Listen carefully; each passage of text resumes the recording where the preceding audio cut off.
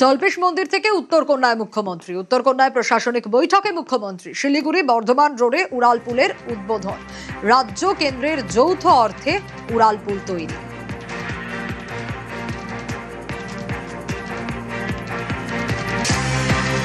রাজ্য কেন্দ্রের যৌথ অর্থে উড়ালপুল তৈরি হয়। শিলিগুড়ি বর্ধমান রোডের উড়ালপুলের উদ্বোধন করেন মুখ্যমন্ত্রী। উত্তরকন্যায় প্রশাসনিক বৈঠক করেন।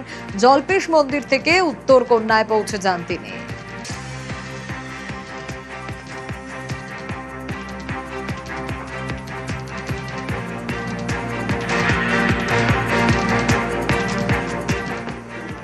উত্তরবঙ্গের উন্নয়নকে অগ্রাধিকার, উত্তরবঙ্গে একাধিক শিল্প পরিকল্পনার কথা জানিয়েছেন মুখ্যমন্ত্রী।